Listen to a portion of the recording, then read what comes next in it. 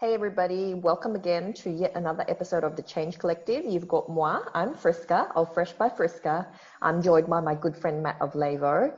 And today we're going to talk about what skills and capabilities you need to have to forge a career and change.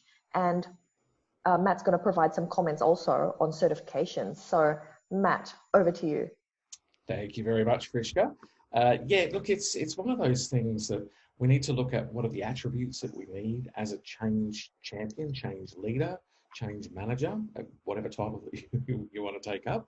But the attributes that you have, and then following on from that, the skill sets that are required and what certification can help from there. So I always look at what do change leaders or change managers need to have. There needs to be the ability to have a level of resilience, gain respect from a number of thought leaders as well as other stakeholders like end users. There also needs to be a level of trust, a thought leader. They're the sort of attributes that you need to see where people are quite comfortable and happy to come and have a conversation with you and talk about what the change is for their area. So following on from those attributes, you need to look at things like the skills like being a strategic thinker, being able to bring on all of the connected pieces of what's going on within an organisation and be able to articulate that. And to articulate that, which I've been struggling with today, which Krishka knows all about, to articulate that, you need advanced communication. So being able to pick up the cues, delivering messages, but able to receive and transmit onto others that need to understand what needs to happen. Within that communication space, you need negotiation skills. You need a level of quantitative and qualitative measurement and analysis.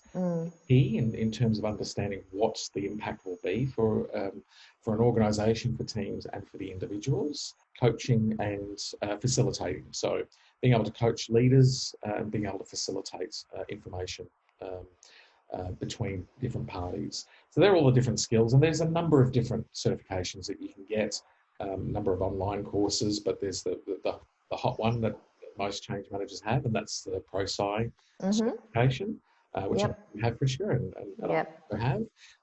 But there are a number of other areas that you can look into that aren't necessarily change management. So you can look at project management. You don't have to be a project manager.